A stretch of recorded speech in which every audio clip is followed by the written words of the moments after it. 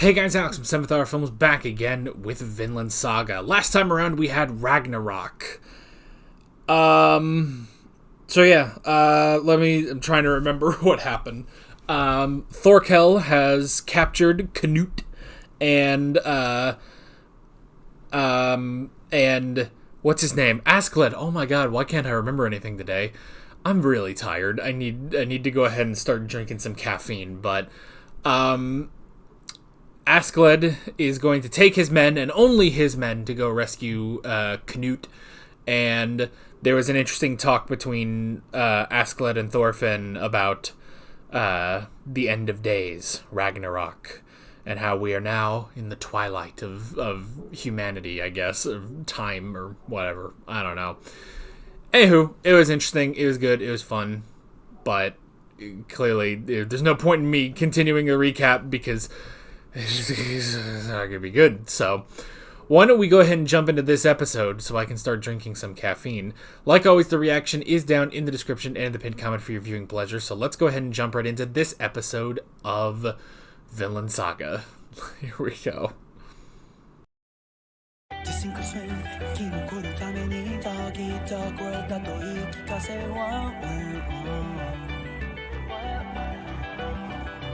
Alrighty.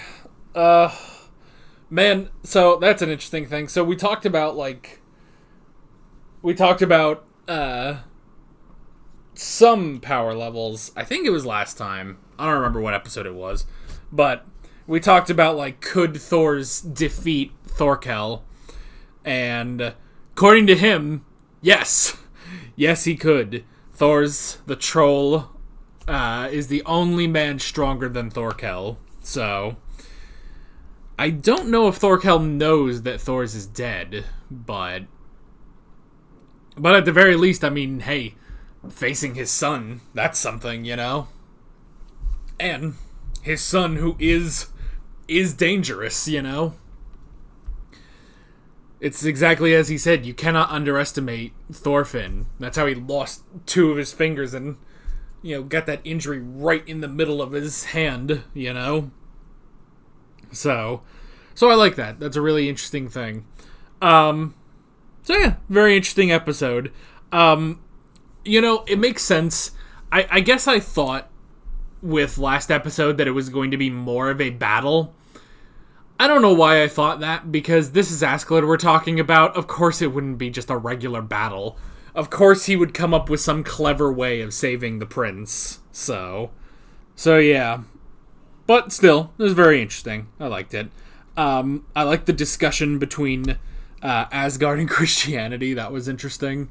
And they're just like, the Christian women, they're so refined and elegant, you know?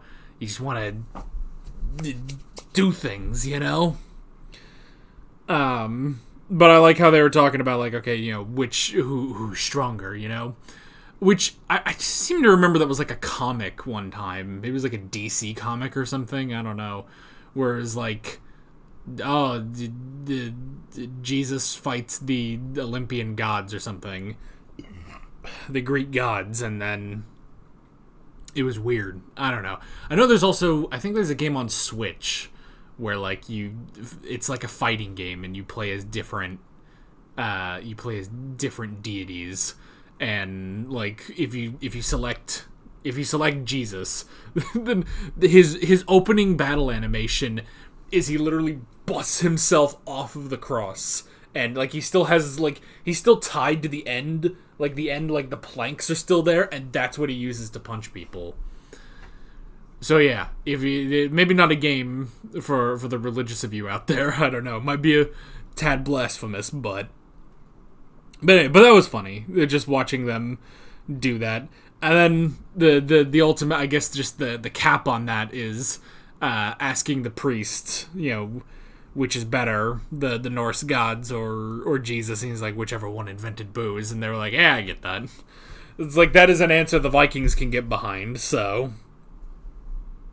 But it's interesting the way they talk about, Valhalla and stuff, and it's interesting. I like sort of the mixture of theologies, at present, even though, I mean, just exploring the differences between them, because with the Christianity in this, it's like, it's very, I don't know, I don't want to say like stuck, but it kind of is, of just like, you're there, you pray, you follow the stuff, and that's all great, and that's all fine and good.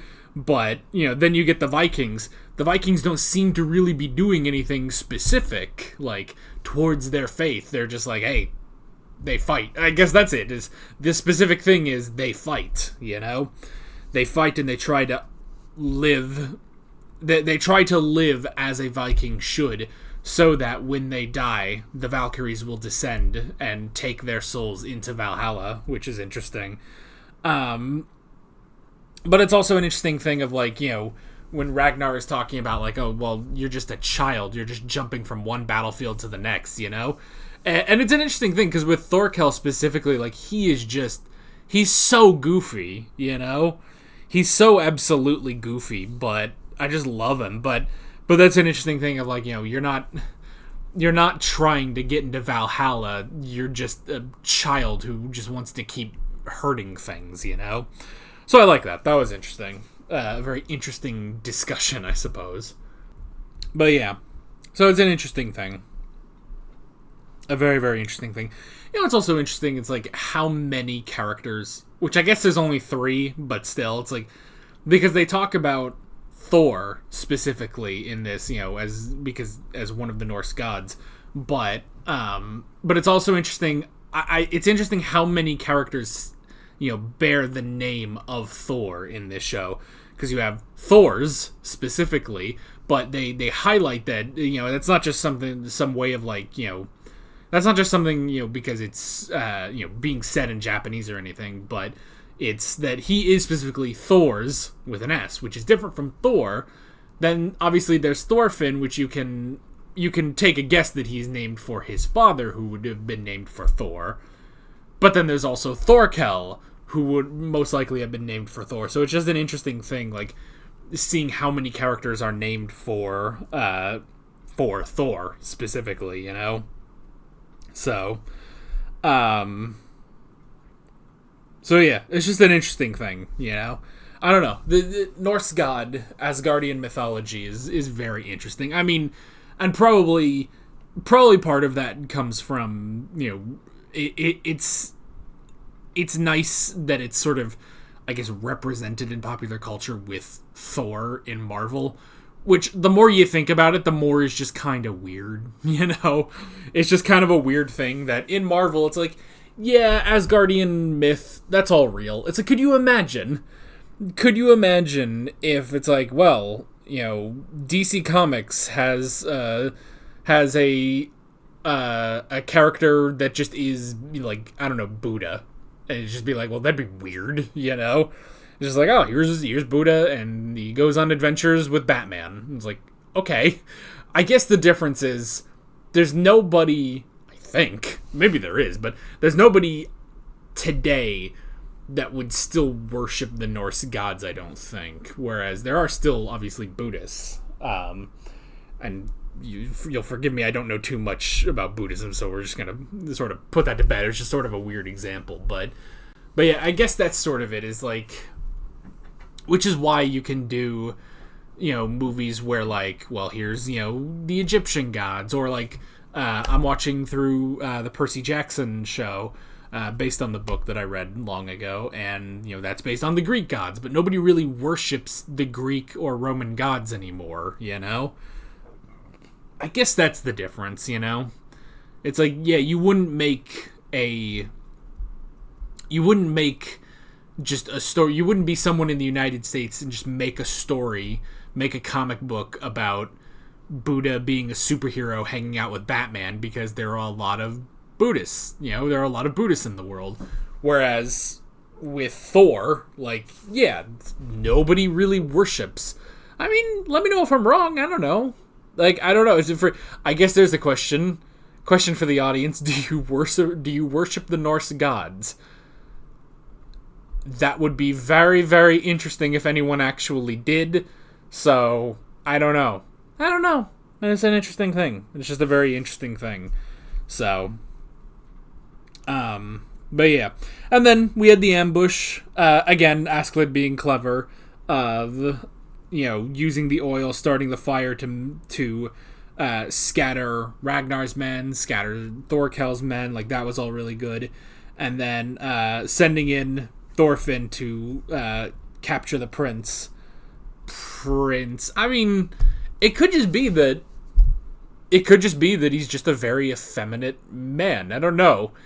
They like built up the mystery of this guy, I guess. So I don't know. I guess we'll have to find out next time. So yeah. But that was interesting. And then Thorfinn going in. I love how freaking good he is too. Like, the fact that he literally disappeared like an anime character, Like, you almost forget that this is an anime, which is weird because, it looks like an anime, and obviously we're watching it in Japanese, but at the same time, it's like you don't really think of it as an anime, or in the same way as other anime, because, there's not, a power system, there's not, magic, there's not fantastical things happening. It's just it's incredibly grounded and realistic. It's just very real, So yeah, you don't really think about it, but I love just that moment where he literally just vanishes and then kills him, all stealthily. So that was cool. And then he reconnected with Thorkel, which I like that it's like, Thorkel, he respects Thorfinn. He's like, okay, like that. He gave me. He injured him. He injured him. Cut 2 of his fingers, and I guess technically Thorkel did take the knife specifically in his hand, but yeah, he's like, he respects Thorfinn, and now he's excited to meet him again. So yeah, really, really interesting, cool stuff. So, but yeah, I guess that's pretty much it. Good episode, and I'm curious to see where we are going next time. But that is basically it. With all of that being said, I'm Alex from 7th Hour Films, and I will see you guys next time. Take care. Alright guys, thanks for watching this video. There's a bunch of links on screen if you want to go click around any of those. There's a playlist with all of my Vinland Saga reactions, as well as another video you can go click on if you want. There's also a subscribe button and a Patreon button on screen, as well as other links in the description if you want to go check out any of those. See you guys later.